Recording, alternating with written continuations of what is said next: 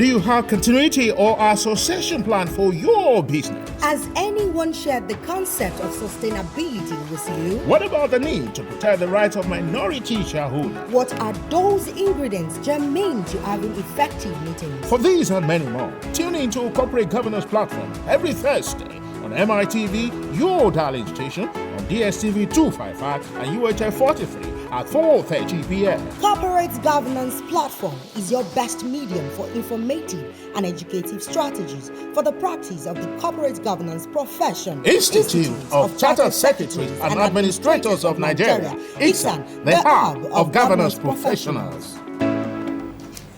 Hello and thanks for joining Corporate Governance Platform. The program is proudly brought to you by the Institute of Chartered Secretaries and Administrators of Nigeria, ICSAN, the hub of governance professionals. And we are reaching you live from MITV Lagos. I'm Dr. Tunde Odeyemi, and in the next couple of minutes, we are going to be having a conversation around guides to effective remuneration policy. Guides to effective remuneration policy. And my guest today is a very distinguished fellow and council member of the Institute of Chartered Secretaries and Administrators of Nigeria, ICSAN. And of course, is a corporate governance professional and practitioner, and the company secretary of FIDSON Pharmaceuticals PLC, Mr. YOMI ADEBANJO, FCIS. Mr. YOMI ADEBANJO, you are welcome to Corporate Governance Platform. Good afternoon, Doctor. We are always glad to have you on this program. Thank you so much. Okay, we are going to be discussing guides to effective remuneration policy. You know, remuneration is very important to corporate governance. And let me start this conversation by asking, you know, like I said, remuneration is pivotal to corporate governance. Now, what are the implications if an organization does not get it right? Getting it right is a function of many things. Okay. We will get there. But not getting it right has its own implications too. One of which is brain drain. Like you can see in Nigeria today, the jackpot syndrome.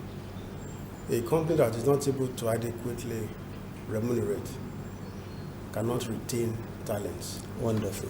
So talent retention has a correlation with the adequacy of remuneration policy and structure put in place. You know, getting it right is not only about quantum.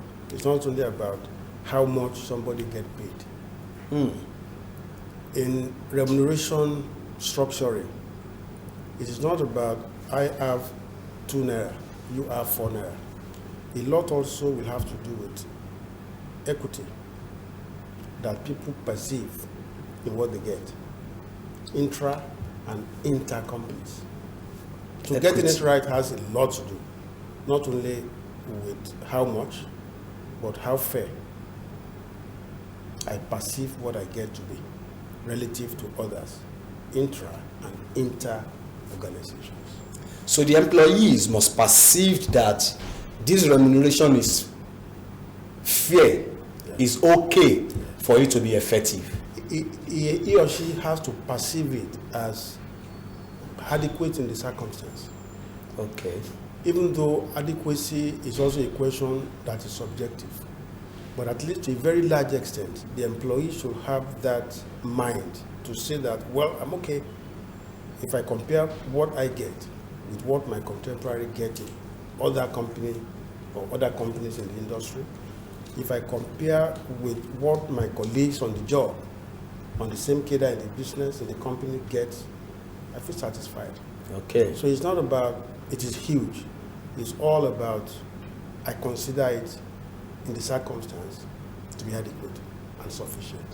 Okay, one of the things that actually motivates people in an organization or to work for an organization, I want to say, is partly remuneration, right?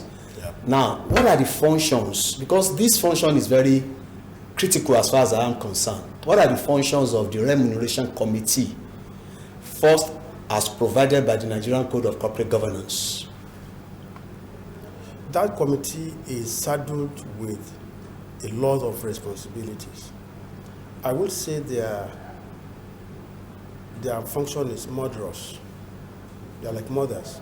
You know, is really fatal because they choose for the company a platform for people to want to come in. They create a platform that attracts people. Oh, that company, not only do they pay well, they have a lot of things to even give. So let us not look at that committee as only saddled with fixing salaries. No. Okay. Their responsibilities span a lot of other areas. Benefits, rewards, benefits in kind. They structure everything holistically, not just in terms of pay him 5 naira. No. 5 naira is part of a whole package of incentives, a whole package of benefits that an employee looks towards in an organization. So that committee is responsible for that.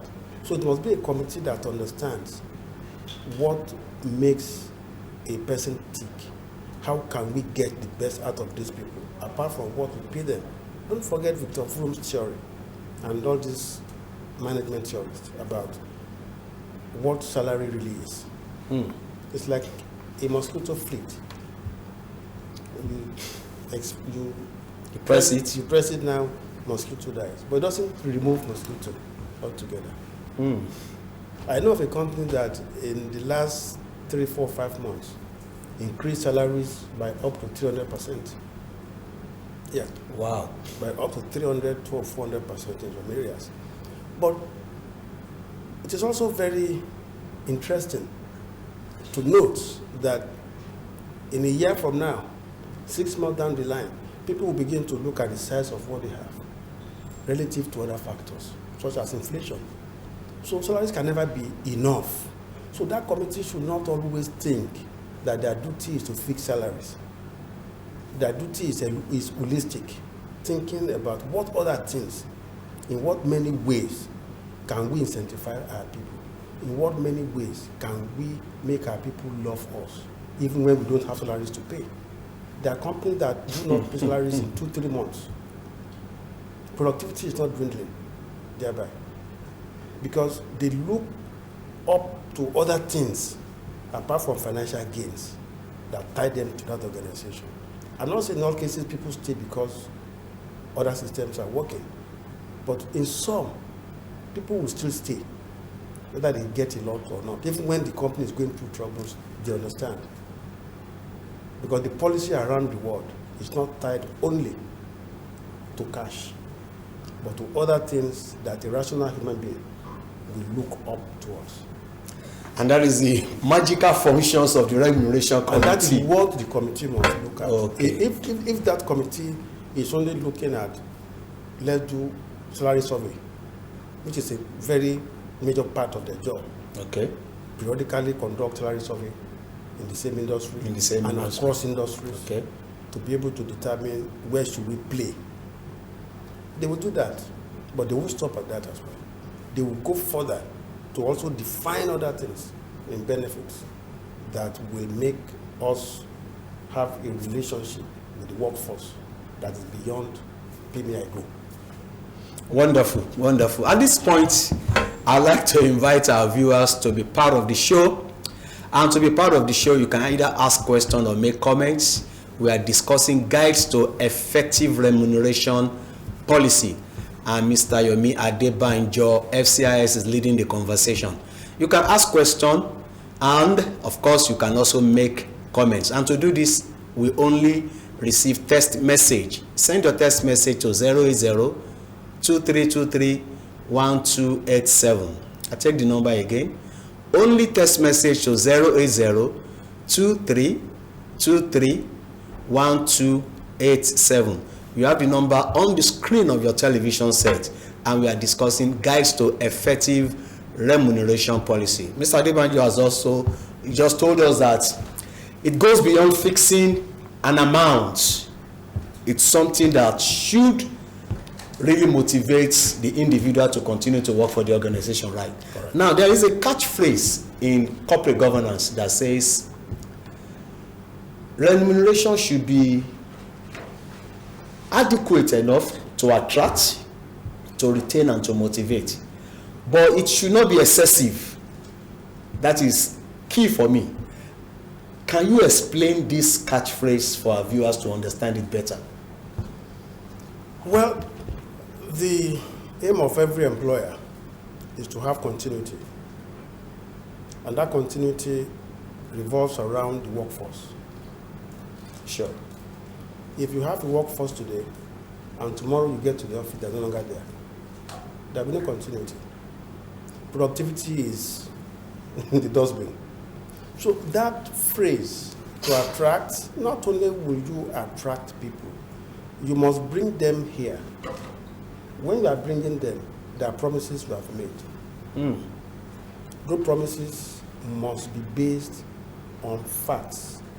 They must be based on something that is sustainable.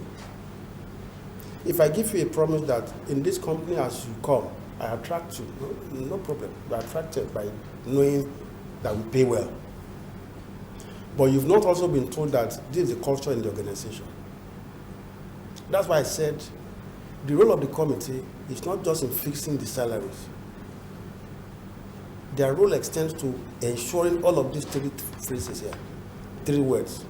We've attracted because we promised them heaven and earth, and they're here.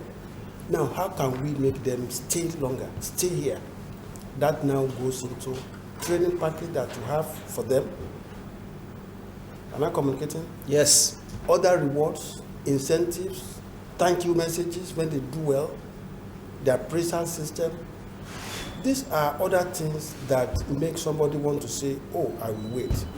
I've made a mistake. This is the way I'm treated because of that mistake. It is holistic, not about salary. You may attract by blowing the whistle. How do you make them say, by blowing whistle, I mean, you can attract people by saying, oh, we are the best in the industry. We pay beyond everybody. That's okay. But people nowadays are attracted, are retained in an organization for reasons beyond salaries. People want to have flexible working hours. What we have fully promised them is a huge amount of money. But they come in to realize that what they thought this company will offer, they're not offering. So a policy, a committee that will be in charge of remuneration is one that understands the language of today's workforce to be able to keep them. When we started work, for instance, you and I, you are an older person, we were not used to many of the things the world is used to today. We want to work from home. Since the era of COVID, believe it sincerely, a lot more people choose to work from home today because they know they are even more effective working from home. A company that will say no to that will probably be paying huge amount of money, but will not be able to retain because they've not been able to really structure, look at the workforce, stratify them into their specific needs. When you do that, attending to different needs of the demography that works in an organization, then you will be able to retain them. Motivation is general. What makes you dress up in the morning and say you want to work? Are you bullied? That comes with culture. Motivation is not only about money. You are motivated. Everything and anything that will make you eager to work is your motivation. A good boss. People don't leave employment, they leave their bosses. Yes. However hot an organization is, if you have a very good and cordial relationship with your boss, you are not likely to leave in a hurry because you have a confidence in your boss. So the role of a boss is part of motivation. So that committee, the entirety of remuneration structure of an organization today goes beyond their fixed salaries. It goes into thinking about an employee in totality. What brings him? How can we keep him? When we have kept him, is he just staying with us or is motivated? He's happy every morning waking up, not in the time. saying I'm going to work. Many people you see there in traffic going to work, they're just going there. Productivity is not there because they're not motivated. So it is motivation that makes them work without remembering they've not been paid. Because it is the first, it is the work, it is the happiness, it is the joy of contributing. If you cannot make people feel happy contributing to the growth of an organization, you probably are not motivating them. They only see themselves as a laborer. But the moment you make them feel you are part of this whole project called company, everything we have achieved, we're part of it. We are motivating them beyond what money can do. Forget about all. Theories are okay. Abraham Maslow and Riasberg, they are okay. They were good for their times. Times have changed. Times have changed. In the sense of it. Okay. And an employer that wants to live within those three catchwords that you repeated so much must look at an employee as a system. You have spoken on retaining, attracting, and motivating. What of excessive? It should not be excessive. It should not be excessive. Excessiveness or excess of a thing is also subjective. Okay. Subjective. Why I would say it's subjective is that if this process is well managed, is professionally conducted, no company will pay an amount that one can say is excessive. It is a word I would say has been misused. Okay. Not in terms of employee. Don't get me wrong. If you go to other aspects of remuneration for directors, etc., you can see excess in that area. When somebody is taken as a sitting allowance, 10 million, you can see excess in that because one can actually quickly add up how much of flight ticket. Okay. From Kano to Lagos. So why are you charging for sitting allowance? But in terms of employee per se, the workforce, I don't think you can pay them in excess if the process of arriving at their salary is scientific enough. What do I mean? It must start with a philosophy, pay philosophy. The company must be conscious of defining what should be our pay philosophy in this industry and in this market as a whole. We want to pay in the upper quartile. Okay. We want to pay in the median. We want to pay in the lower quartile. It's a choice, first of all. It's a philosophy that drives philosophy that remuneration policy. It should drive it. Okay. That I said, if the process is scientific and professional, you must start from the basics. If you operate, for instance, in the power sector as a company, you first of all must know who your competitors are in that industry. Who are they? You list them. You do your survey, first and foremost. If you can't do it, if you do not have the engineering, the skill you have to do it, engage a consultant. Let them do a very robust salary survey. From what you see, you take a decision on your pay philosophy. Okay. For instance, you can see that the CEO in this industry earns the maximum, the highest paid is 6 million per month. Let's say you want to fix your own and operate it in a manner that is sustainable. You can then say the upper limit is 6 million, the lowest is 1.8 million. Take your own from there. Oh, we want to operate as in the medium. We want to operate in the upper quartile. We will pay 5 million. We have already chosen. Can that be excessive? No, it cannot be excessive. Because excess is in relation to something.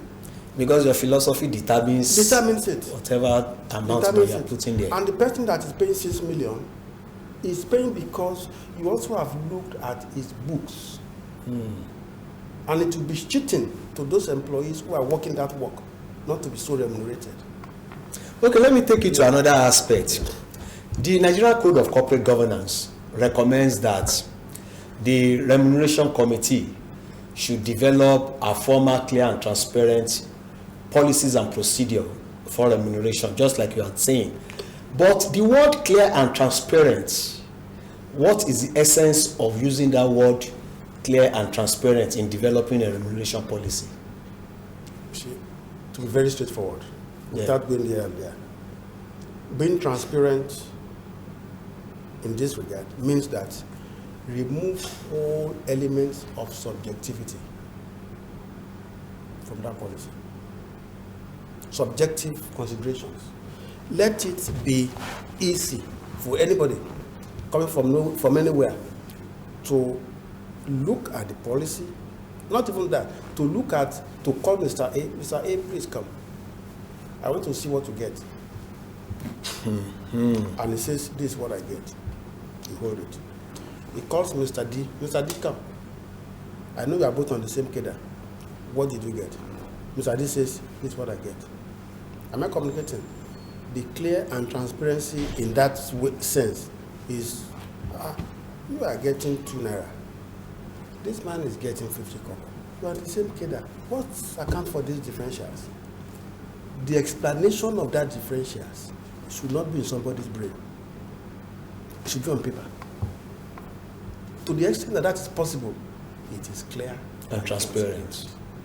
Then will come, well, for these 2 guys on the same cadre, we deployed our appraiser force. Okay.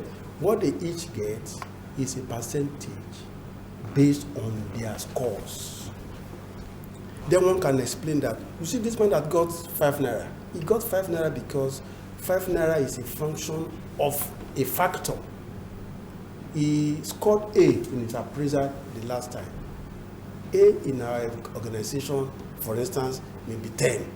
So 10 multiplied by his monthly basic salary. That's how he got what he got. You see this man that got 50 kobo, we just didn't want to fire him. He himself knows. So the in employees, his appraisal, he got an E. E in our organization is 2. Okay. 2 times his basic salary. So to the extent that that can be explained around any remuneration policy and structure, it is clear. And should this be made open to all the employees? It must be made known to the extent that you yourself can sit down and even calculate what will come to you. To that extent, it's explicit. You will know it. The policy is there that on annual basis, once the company achieves its corporate target in terms of profit and revenue, employees will be paid bonus. That's the first policy. It must be there. When it is there, you now say, what should I get? What will I get? What I will get, I can calculate it.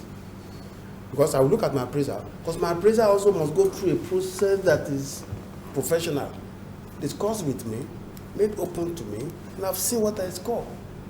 And I know my bonus is a function of my basic salary per annum times a factor, which is my appraiser score. That's not transparent enough. Wonderful. You are beginning to teach us human resources as far as I'm concerned. Remuneration is human resources terrain. Okay. That is terrain.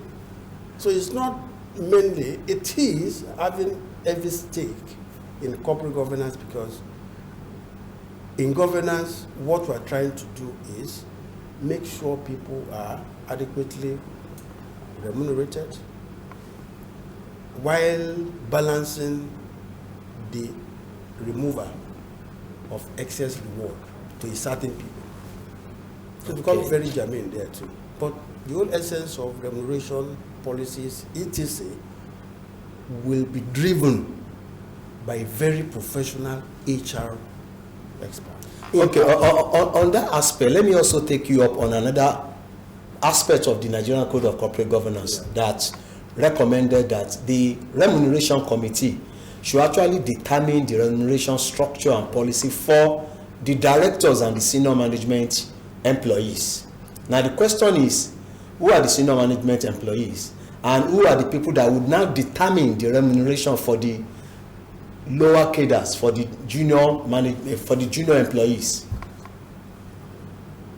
In a company that is well managed, the role of the committee is first of all to have a good handshake with the management in terms of how do we want to remunerate our people.